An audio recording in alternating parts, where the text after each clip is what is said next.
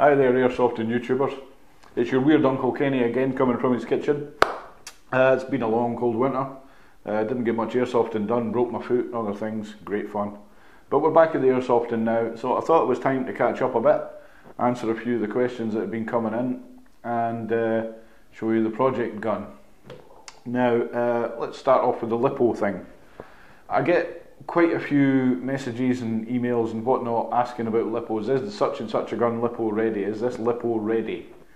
I don't know who's sticking Lipo ready on their guns, but it seems to be a popular phrase. It's a misnomer if we want to get technical. Every gun is Lipo ready that takes a battery, because you can stick a Lipo in anything. How long it lasts once you've stuck that in is another matter. Let me explain. Lipo batteries. Here we have batteries. This is a standard 8.4 volt, 1100 milliamp nickel metal hydride. This is the kind of battery you'll get with a gun if you buy it that comes with a battery. And they were fine in their day. This is a Lipo battery. This is a small Lipo battery, 7.4 volt, but it's 1600 milliamps. As you can see, smaller, lighter. It actually gives a far greater rate of fire than this. Somewhere almost the same as a 9.6 volt nickel metal hydride if you use the 9.6s. So it's almost on a par with that, not quite, it's somewhere in between. So it gives excellent rate of fire, lasts longer for the size than a nickel metal hydride, and the charging is superb. This might take 7 hours to charge. This is done in an hour and a half, 2 hours. And it's automated chargers. You plug the small charging socket in and it gets done. You just leave it, come back 2 hours later and it's done, automatic. So this is one of the reasons why people are moving to Lipos. The other reason obviously is if you get the 11.1 volt Lipo batteries, your rate of fire goes through the roof. It's insane. And certain guns it's just crazy, it sounds like a buzzsaw. So that is why people are switching to Lipo. Now, is your gun Lipo ready? Depends on the gears, depends on the internals, how long is it going to last. If you run something at an amazing speed, very quickly, very hard, it's going to come down to how good your internals are. It may explode like a piano being dropped. It may last for a year or two, you don't know. If you pay £1,000 for your gun, I would expect it to last. If you paid 100 quid for your gun, you take your chances. You could be holding a grenade for all you know. So there you go, that's Lipos. Smaller, lighter, faster, charge faster, last longer. So these, no need for them anymore. I'm going Lipo. I've gone all Lipo, and I've also just recently gone all Dean's connectors. Dean's connectors come from the actual RC fraternity. Guys flying little electric planes with these packs. This is where this technology really took off. In the RC model planes, electric ducted fans. So I've switched to Dean's connectors instead of the Tamiya connector, and I've switched to Lipo batteries. And what a difference, let me tell you. So there you go, that's Lipo batteries. Now the other big thing about Lipos is everybody says, oh, they're dangerous, they explode like magnesium flares, it's like, oh, terrible, terrible dangerous. No, it's not, to be honest. This is the same type of battery effectively as in my lovely iPad here, or in iPhone 4, or laptops and all the rest of it. And you don't hear about them exploding like grenades every other day.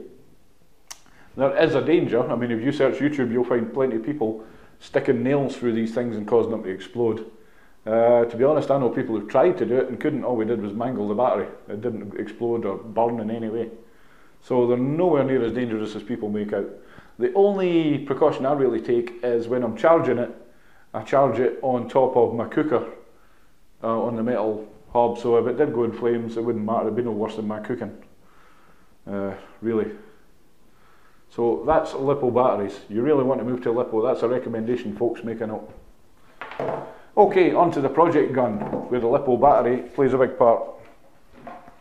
Check this out.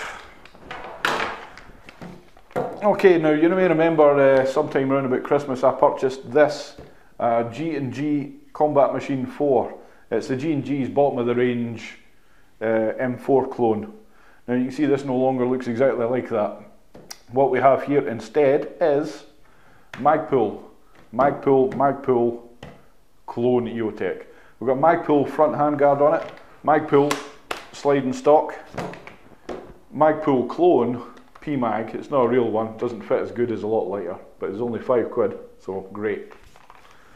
And we've also fitted a single point sling adapter plate here, and a Viper single point sling, which is excellent. And what you cannot see, but you will hear, inside here I've fitted an 11.1 Lipo battery, so it's got an insane rate of fire. Now, if I just left it like that and fired away in full auto, this thing wouldn't last 10 minutes, to be honest. I've played a couple of game days with this, but it's short controlled bursts, it has to be. So what I ended up doing was I purchased one of these new AEG Burst Wizards, and what it is a MOSFET trigger system and a small circuit board with controls on it. And what that allows me to do is set a burst fire on this.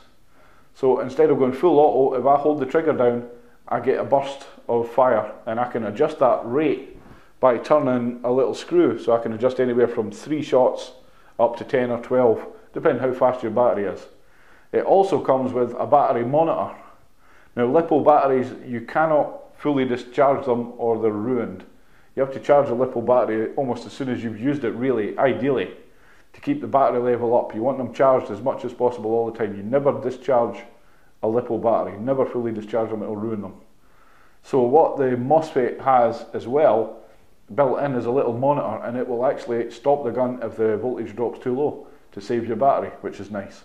Now, you can also buy little monitors that will do that alone, but this is built in to a little unit, tiny unit with the size of a little lighter, disposable lighter, that fits in here.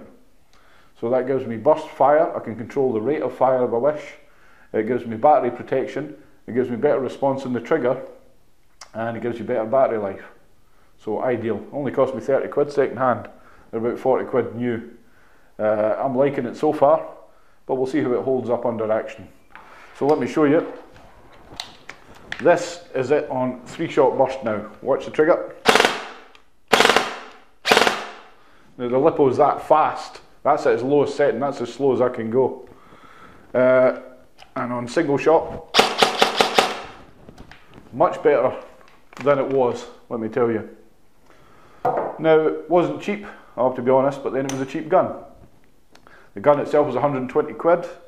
The front handguard here, that would be 25, 60, 45 from eBay band, EB Airsoft if you like, online, where you'll get lots of nice cheap parts. Just make sure they're in stock before you order though. And a little cheap mag. The only problem I'm finding with the 11.1 volt is it fires so fast that some of my mags can't keep up, can't feed BBs fast enough. It's a crazy rate of fire.